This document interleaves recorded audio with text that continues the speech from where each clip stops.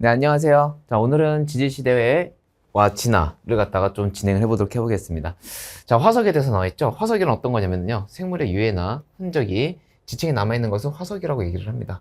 생물의 뼈, 껍데기와 같이 단단한 부분이 일반적으로 화석이 되기 쉽지만 알, 발자국, 배설물, 생물이 뚫은 구멍 등도 이제 화석이 될 수 있다라고 보시면 되겠습니다. 자, 그래서 화석을 통해서 과거 생물의 구조와 특징, 진화 과정을 알 수 있다고 나와 있고요. 과거 생물 살던 시기의 환경을 갖다가 파악할 수 있다고 나와 있습니다. 자, 육지와 바다에서 나오게 되는 이제 환경을 갖다가 우리가 파악할 수 있는 생명체들은 뭐가 있냐면은 공룡, 매머드, 양치식물, 삼엽충, 갑주어, 방주충, 암모나이트, 화폐석 뭐 이렇게 있다라고 보시면 되겠습니다. 자, 지질시대 나와 있죠? 자, 지질시대. 46억 년 전 지구가 탄생한 후부터 현재까지 기간을 지질시대라고 얘기를 해주고 있습니다. 자, 그래서 확연히 거의 발견되지 않는 성캄브리아 시대와 생물이 번성하여 다양한 화석이 나타나는 고생대, 중생대, 신생대로 이제 우리는 구분한다 라고 얘기해 주게 될 거예요.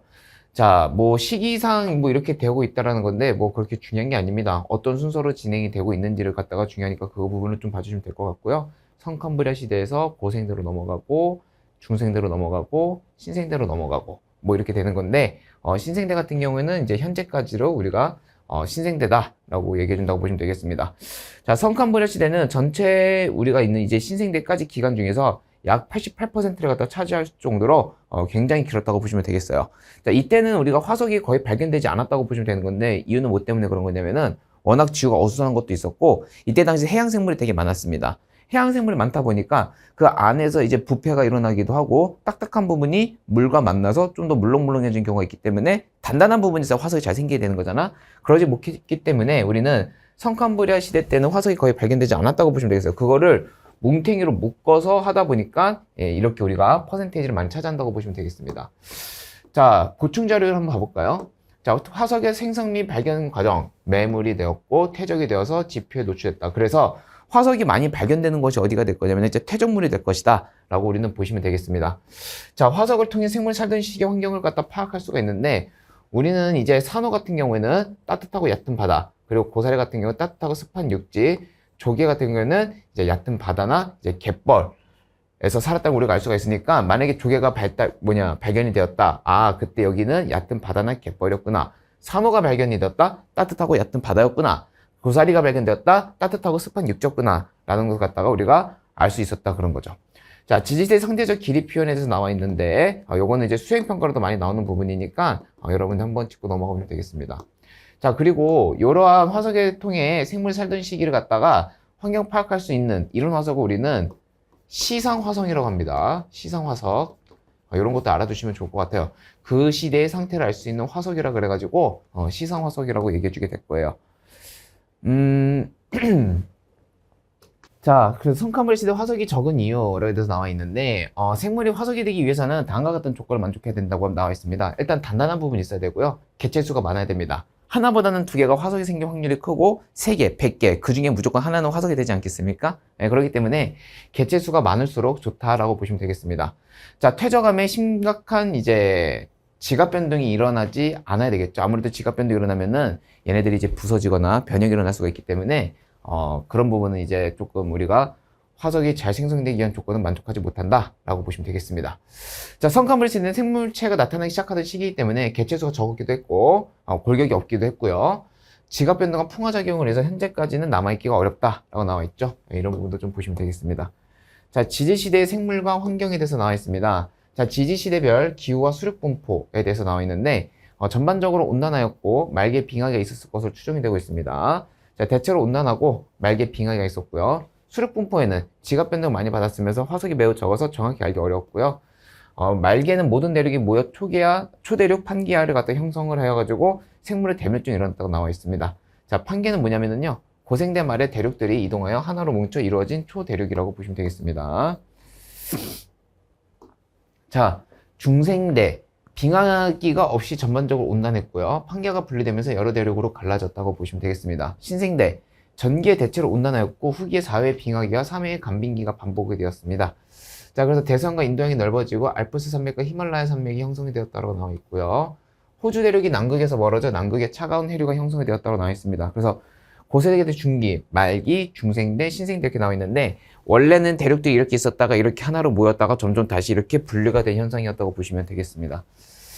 자, 간빙기, 빙기와 빙기 사이에 비교적 따뜻한 기간을 갖다가 우리가 간빙기라고 보실 수가 있고요. 지질시대별 생물에 대해서 나와 있습니다. 자, 성캄브리아 시대에서 나와 있는데 생물의 껍질이나 뼈 등 단단한 부분이 없고 지각 변동 많이 받아 화석이 드물게 발견된다 라고 나와 있고요. 강한 자외선 때문에 생물이 바다에서 생활하였다 라고 나와 있고요. 생물, 광합성을 하는 남세균의 출현으로 바다와 대기의 산소량이 증가했습니다. 얘네들의 이제 화석이 뭐가 되는 거냐면 스트로마톨라이트라고 나와 있죠. 남세균이 얕은 바다에서 여러 겹으로 쌓여 만들어진 퇴적 구조라고 보시면 되겠어요. 그리고 이때 이제 단세포 생물이 많았고 원시해조류도 출현하였고요. 최초의 다세포 생물이 출현했는데 그걸 갖다가 에디아카라 동물군이라고 얘기해주게 되는 겁니다. 굉장히 중요한 부분이니까 꼭 외워주시고요. 스트로마톨라이트는 뭐 아까 말씀드렸고요.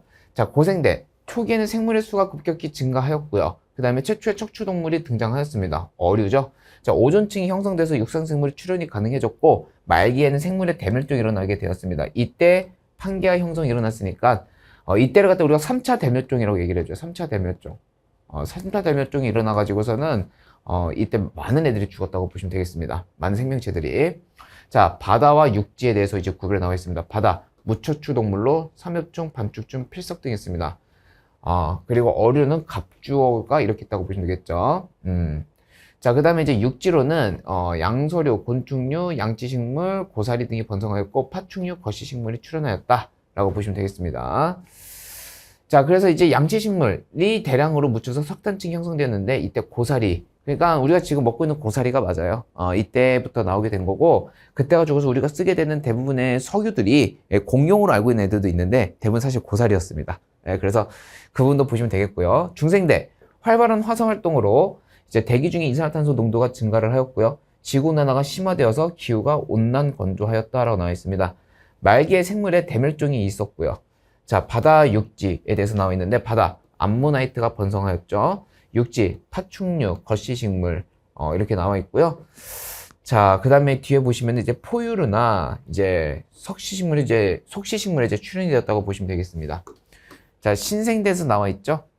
출현과 번성은요, 여기서 만약 출현했다면 이때 번성이 되는 거고, 이때 출현했다면 이때 번성이 되는 겁니다. 그 부분도 하나의 팁이니까 좀 알아주시면 되겠고, 신생대, 후기에 인류 조상이 출현하였고요.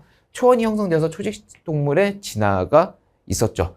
자, 바다로는 이제 화폐석이 번성하였고, 육지에는 포유류, 그리고 조류, 속시식물이 번성하였다. 이때 출현하였고, 이때 번성하였다라는 그런 메커니즘을 가지고 있다고 보시면 되겠습니다. 자, 오존층은 광합성 세균의 출현으로, 이 광합성 세균이 뭐냐면은 남세균입니다. 남조류 식물이라고도 얘기를 해요. 영록체를 가지고 있었죠. 그래서 바다로부터 들어오게 되는 태양복사 에너지로 인해서 얘가 광합성을 하게 되다 보니까 거기 안에서 나오게 되는 산소 기체들이 이제 대기 중으로 나가게 되면서 대기에서 이제 자외선이든 뭐가 됐든 에너지를 흡수를 하게 됨으로써 세 개의 산소 기체가 만나가지고 두 개의 오존 기체를 만들어냈다고 보시면 되겠습니다. 자, 육상생물의 출현 과정, 성캄브리아 시대에 등장한 남세균이 광합성으로 산소 방출하였고 바다와 대기의 산소 농도가 증가하면서 오존층이 형성하였고 그로 인해서 자외선의 차단이 되다 보니까 육지로 이제 생명체가 나올 수가 있었다고 보시면 되겠습니다. 좀 전에 설명해 드렸던 내용이랑 똑같죠. 동물의 진화 과정, 무척추 동물, 어류, 양서류, 파충류, 조류와 포유류가 이렇게 나와 있습니다. 식물의 진화 과정에 대해서 나와 있는데 태조류, 양지식물, 거시식물, 속시식물 이렇게 있다 보시면 돼요. 자, 화석에 대해서 나와 있는데 에디아카라 동물군, 삼엽중, 방추충, 필석 이렇게 나와 있고요. 화폐석, 공룡, 암모나이트, 양지식물. 자, 보통 이제 에디아카라 동물군이랑 방추충이랑 화석을 애들이 많이 혼동하고요. 또 방추충이랑 화폐석이랑 또 애들이 화석의 모양을 많이 혼동을 합니다. 잘 봐주셔야 돼요. 알겠죠? 그래서 많이 나오는 겁니다. 방추충이라는 게. 이제 화폐석에 이제 많이 묶어서 나오게 되는 건데 잘 봐주시고요. 필석도 간간히 나오니까 잘 봐주시고요. 암모나이트와 공룡 같은 경우에는 이제 구별이 가능하죠. 그래서 이 정도 여러분 보시면 될 것 같고. 자, 우리나라에서는 암모나이트 화석이 산출되지 않는 이유. 이거는 그냥 하나의 교양을 알아두시면 좋을 것 같은데 중생대 지층이 모두 육지 환경이었기 때문에 바다에서 서식했던 암모나이트 화석은 산출되지 않고 있다고 보시면 되겠습니다. 자, 대멸종에 대해서 나와 있죠. 3차 대멸종과 5차 대멸종 여러분들 이거 꼭 알아두셔야 되는 건데 3차 대멸종에는 알다시피 고생대 말기에 판기아 형성으로 인해서 그 많은 생명체들이 죽었어요. 죽었고요. 그 다음에 이때 어떻습니까? 이때는 이제 운석 충돌이 있어가지고서 많은 생명체가 또 죽기도 했었어요. 빙하의 확장으로 해수면과 기온이 하강하였고요.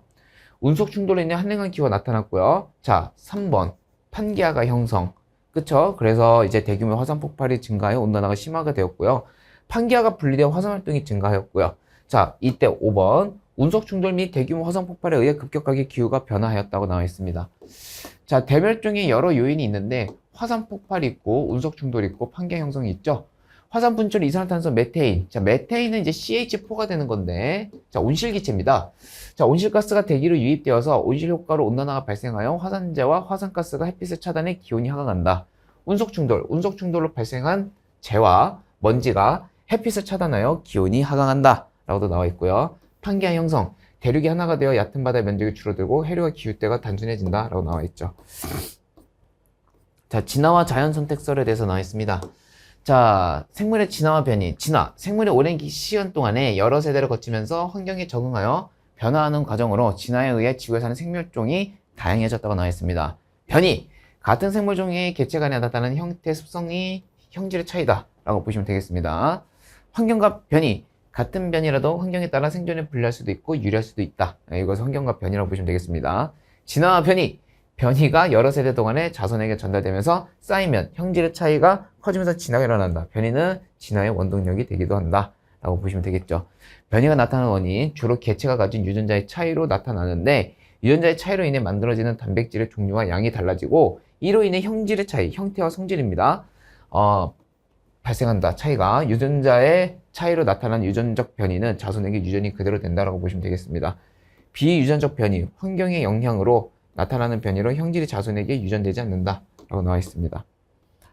자, 돌연변이와 유성생식에 대해서 나와 있는데, 자, 돌연변이로 새로운 유전자가 만들어져 다양한 형질이 나타날 수 있고요.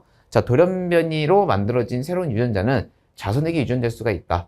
유성생식 과정에서 생식세포의 다양한 조합으로 부모의 유전자가 다양하게 조합되어 자손에게 전달되므로 유전자 구성이 다양한 자손이 태어나고 자손이 부모와 다른 형질을 나타낼 수가 있다 라고 나와 있죠. 자, 자연 선택에 대해서 나와 있습니다. 다양한 변이가 있는 개체들 중에서 환경에 잘 적응하게 해주는 유리한 형질을 가진 개체가 살아남아 자손에게 유리한 형질을 전달을 한다. 그 결과 환경에 적응하기 유리한 형질을 가진 개체 수가 증가하게 되었고요. 자연 선택이 오랜 시간 동안에 여러 세대를 거쳐 반복하면 새로운 종으로 분화할 수 있다 라고 나와 있죠. 자, 라마르크 용물 용술에 대해서 나와 있습니다. 이거는 뭐냐면은 후천적 형질로 인해서 이제 진화가 되었다라는 얘기가 되는 건데, 뭐 이렇게 비유를 해볼 수가 있을 거예요. 야구 선수들이 야구공을 던지게 되면은 오른손이 어떻게 돼요? 예, 굉장히 많이 발달이 되잖아. 그럼 그 다음 자손도 오른팔이 굉장히 우수하게 나와야 되는 거야. 그러니까 말이 안 되는 거예요. 뭐 그거 말고도 뭐 헬스 하시는 분들 있잖아요. 그쵸? 보디빌더들 자손이 태어나게 된다면은 태어날 때부터 벌크업이 돼서 나오게 되는 거예요. 그냥 말이 되지 않는다라는 거야. 그러니까 라마르크 용불응설은 후천적으로 얻은 형질은 유전되지 않으므로 현재는 받아들이지 않는다라는 가설이기 때문에 이거는 인정받지 못했습니다. 근데 어쨌든 설이니까 알아두시면 되겠고요. 자, 다윈의 자연선택설. 영국 생물학자 다윈은 생물이 오랜 시간 동안에 서로 다른 환경에 적응하면서 여러 종으로 분화하는 현상을 자연선택으로 설명하였다라고 나와 있습니다. 처음 자연선택설을 주장했을 때는 유전자의 역할이 밝혀지기 전이므로 변이의 원인을 설명하지 못하는 등의 한계가 있었지만 많은 증거가 수집되고 부족한 부분이 보완되면서 자연선택설은 진화의 원리로 받아들여지고 있다라고 나와 있습니다. 자, 자연선택에 의한 진화 과정에 대해서 나와 있습니다. 과잉생산, 많이 태어났어요. 응애. 그래서 많은 수의 자손 나왔는데, 개체의 다양한 형제 존재죠. 다양한 애들이 나왔다는 겁니다. 근데 이 안에서 생존 경쟁이 일어나게 되는 거예요. 그래서 먹이라든가 서식지라든가 배우자 등을 확보하기 위해서 경쟁이 일어난다고 나와 있습니다.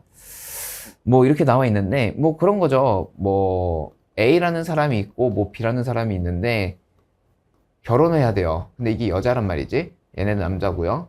만약에 A랑 여자랑 결혼해가지고 애기 응애 태어났어요. 그러면은 B는 어떻게 되겠어요? 여기서부터 세대가 끊기겠죠. 이런 겁니다. 자, 자연선택. 생존에 유리한 형질을 가진 개체가 더 많이 살아남아 많은 수의 자손을 남기게 되었고요. 생존에 유리한 형질입니다. 이거 꼭 알아두시고, 생물의 진화. 이런 과정 오랜 시간 동안 여러 세대를 거쳐 반복되면 진화가 이루어진다 라고 보시면 되겠습니다. 자, 그래서 기린 같은 경우에는요, 목이 긴 기린과 목이 짧은 기린이 있었는데, 목이 긴 기린이 나무를 다 뜯어 먹으니까 밑에 있던 목이 짧은 기린이 굶어 죽게 되는 거예요. 그러다 보니까 목이 긴 기린만 남게 되는 겁니다. 대표적으로 이런 게 있다라는 거죠. 자, 자연 선택의 사례. 이거 외워줘야죠. 갈라파고스 핀치의 진화에 대해서 나와 있는데, 부리가 되게 긴 애가 있고 되게 작은 애가 있는데, 부리가 긴 애와 짧은 애가 있는데, 이게 섬이 이렇게 나눠지게 됐어요. 그러더니, 어느 섬에서는 이제 부리가 긴, 혹은 큰, 게 이제 살아남을 수 있도록, 먹이를 먹을 수 있도록 딱딱한 껍질이 있는 그런 먹이만 있는 곳이 있는 반면에, 오히려, 여기 보시면은 되게 뭐라 그럴까요? 부리가 작아야지 먹을 수 있는 먹이가 있었던 거야. 근데 두 개 군에 똑같은 갈라파고스라는 곳에 이제 핀치새가 이렇게 있었는데, 딱딱한 껍데기를 가지고 있는 큰 열매를 갖다가 먹는 곳에서는 작은 부리들이 멸망을 하게 되었어요. 죽었어요. 근데 오히려 작은 부리들이 잘 먹을 수 있게끔 되어 있는 작은 씨앗 같은 이제 먹이들이 있는 곳에서는 큰 부리들이 먹이를 먹지 못하니까 모두 죽게 됩니다. 그래서 갈라파고스의 핀치의 진화, 남아메리카 대륙에서 건너와 갈라파고스 제도에 정착한 최초의 조선 핀치가 각 섬의 먹이와 환경에 적응하여 여러 종을 지나게 되었다고 나와 있는 거죠. 그래서 여기 보시면은 길고 뾰족한 크고 두꺼운 부리를 갖는 핀치가 이렇게 나눠지게 되었다고 보시면 되겠습니다. 자, 그 다음에 개체수에 대한 변화가 일어난 게 있는데 뭐냐면은요. 자, 지금 밝은 색을 갖다가 이제 띠고 있는 휜나방, 검은색을 띠고 있는 검나방 이렇게 씁니다. 그래서 삼육혁명 이전에는 나물주기에 밝은 색을 띠고 있는 지의류라는 많이 살고 있어서 흰색 나방이 검은색 나방보다 포식자 눈에 잘 띄지 않았는데 흰색 나방의 개체수가 이때 많았었어요. 왜냐면은 지금 요것만 보더라도 흰색 나방보다는 검은색 나방이 잘 보이다 보니까 사람들이 이 검은색 나방을 뭐 하고 싶냐면 다 잡아버리고 싶은 거야. 그러니까 얘네들 이제 씨가 말리게 되겠죠. 근데 반면에 자, 지이류가 나오지 않는 나무에 갔어요. 이번에는 검은 나방보다 흰 나방이 더 잘 발견되죠. 이때 흰 나방을 죽이는 겁니다. 그러니까 검은 나방이 많이 살게 되었어요. 그래서 이게 삼형혁명 이전과 이후에 대해서는 이러한 개체수에 대한 변화가 일어났다. 이것도 자연선택의 일종이니까 하나 알아두시면 좋을 것 같고요. 자, 그 다음에 항생제의 이제 내성세균의 진화에 대해서 나왔습니다. 이제 꼭 항생제를 뿌리다 보면은 여기 안에서 이제 돌연변이 하나가 나오게 되는 거예요. 그래서 여기서 살아남은 애가 이렇게 나타나고 살아남지 못한 애가 죽어버리게 되는 거죠. 그럼 얘네들 개체수가 또 이렇게 늘어나게 되는 건데 여기에다가도 이제 항생제 또 투여하게 되면은 또다시 진화대가 돼가지고 남아있는 애들이 있을 겁니다. 그러면 얘네들이 또 개체수 이렇게 번식시켜줘가지고 또 항생제를 투여를 하다 보면은 또 일종 몇 명 애들이 이제 또 살아남게 되겠죠. 그래서 또 개체수가 이렇게 양이 늘어나게 되겠고요. 자, 이렇게 계속 반복이 되다 보면은 결국에는 마지막에는 모든 항생제에서도 살아남을 수 있는 슈퍼박테리아가 나오게 되는 거예요. 그래서 이런 부분도 여러분들이 자연선택 중에 하나가 되는 거니까 하나 알아두시면 되겠다 라고 보시면 되겠습니다. 뭐 그 외에 이런 내용들이 있고요. 자, 내용 한번 읽어보시기 바라고요. 자, 다음 OX 빈칸 채우기 들어가도록 해보겠습니다. 네, OX 퀴즈 들어가보도록 해보겠습니다. 자, 지제시대는 성캄브리아 시대는 화석이 많이 발견되지 않는다 그랬죠? 화석. 그리고 화석이 비교적 많이 발견되는 고생대, 중생대, 신생대로 구분을 해요. 고생대, 중생대, 신생대에는 뭐에 급격한 변화? 생물계. 의 급격한 변화를 기준으로 구분한다. 삼엽중, 합해서 암모나이트 등의 화석이 발견되는 지역은 과거의 육지라고 나와 있는데 아무래도 이제 화폐석이나 암모나이트는 해양이죠. 암모나이트 화석이 히말라야 산맥에서 발견됐다면 이 지층이 과거의 바다에서 만들어져 융계했음을 알 수가 있다. 맞죠? 인류의 조상은 신생대죠. 그 다음에 빙하기가 없이 온난했다. 이거는 중생대입니다. 그 다음에 이제 포유류와 속시식물이 발성하였다고 나왔는데 포유류 하면 언제죠? 이게 신생대가 되겠습니다. 자, 삼엽충을 비롯한 무척추 동물이 번성했다. 7번 이거는 고생대죠. 그 다음에 파충류와 거시식물이 번성하였다. 이건 언제가 되겠습니까? 이거는 중생대가 되겠습니다. 자, 두 번의 대멸종이 있었다 라고 나와 있는데 이제 9번 같은 경우는 이제 중생대가 되겠죠. 중생대. 자, 10번 아마 2차 대멸종과 3차 대멸종이었을 겁니다. 아니다 3차, 4차 이렇게 되겠습니다. 자, 그 다음에 10번 가볼게요. 10번에는 초대륙 형성의 대멸종, 이게 이제 판기아죠. 판기아 형성, 이건 고생대죠. 고생대. 3차 대멸종. 성카브리아 시대 화석 중 가장 대표적인 것으로는 스트로마톨라이트와 에디아카라 동물군이 있다고 나와 있는데 맞죠? 다세포냐 아니면 단세포냐, 네, 그 차이가 있었습니다.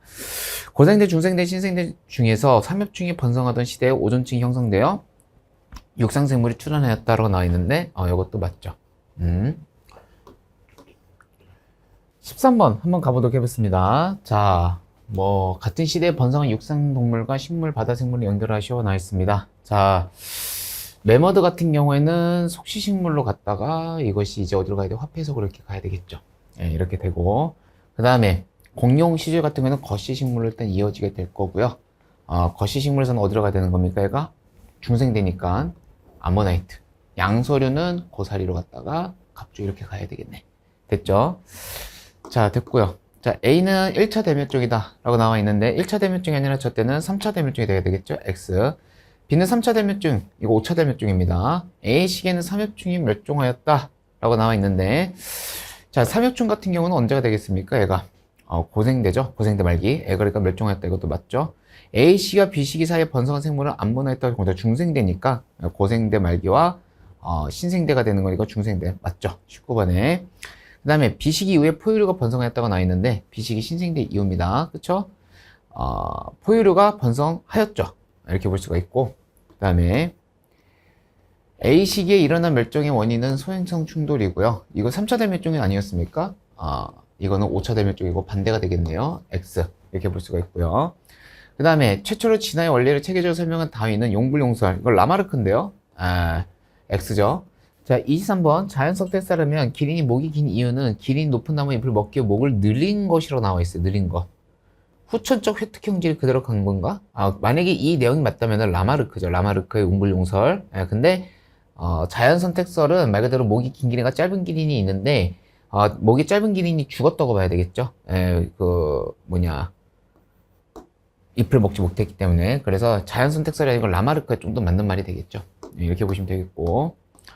자, 그 다음에 24번 가볼게요.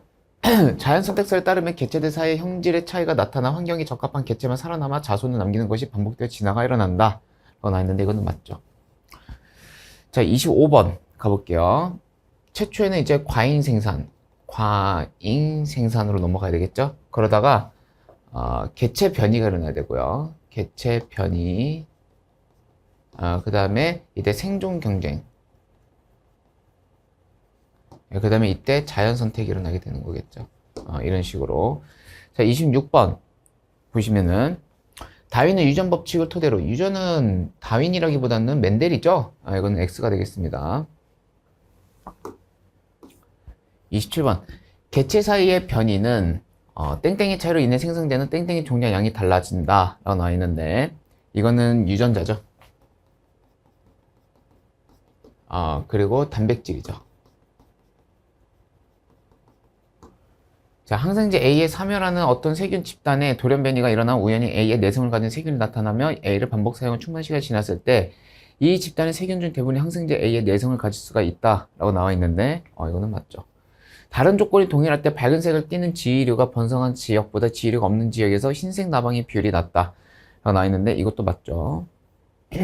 말라리아가 자주 발생하는 지역에는 남모양 적혈구 유전자를 가진 사람의 비율이 다른 지역보다 높다. 그러니까 남모양 적혈구 같은 경우에는요, 말라리아에 굉장히 강합니다. 그렇기 때문에 말라리아 자주 발생하는 것은 오히려 정상 적혈구를 가지고 있는 애들이 죽게 돼요. 말라리아 감염돼가지고. 그래서 이거는 맞죠.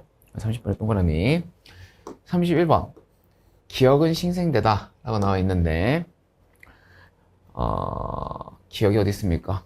이게 지질시대 기억대로 나와 있는데 자, 중생대와 지질시대 기억니은의 길을 나는 기억니은 중 한 시기에 번성했던 생물 화폐에서 나타낸 것이다. 기억과 니은은 고생대와 신생대를 순서없이 나타낸 것이다. 그러니까 이거는 신생대가 되겠네요. 이거는 고생대가 되겠네. 그럼 기억은 신생대다. 이거는 맞는 얘기죠. 나는 화폐석이다. X죠. 자, 그 다음에 기억이 형성된 지층에서 나가 발견이 되었다라고 나와 있는데 기억이 어디 있습니까? 신생대겠네요. 그쵸? 신생대에서는 지층에서 나가 발견되었다? 이거는 X가 되겠죠. 이거는 오히려 나보다는 가가 맞겠습니다. 최초의 생물은 니은에 출현하였다고 나와 있는데 니은이 언제야? 고생대죠? 고생대. 이때 최초의 생물이 나오진 않고요. 오히려 성칸불 했을 때 남세균으로 나와 있었죠. 광합성할 수 있는 녀석이. 그래서 X. 나가 번성했던 시기에는 오존층이 형성되었다는데 고생대가 되는 걸까? 고생대 때 남세균에서 나오게 된 산소 기체가 오존층을 형성해서 육상 생물까지 나올 수가 있었습니다. 예, 그래서 이거는 맞죠. 그치? 자, 36번.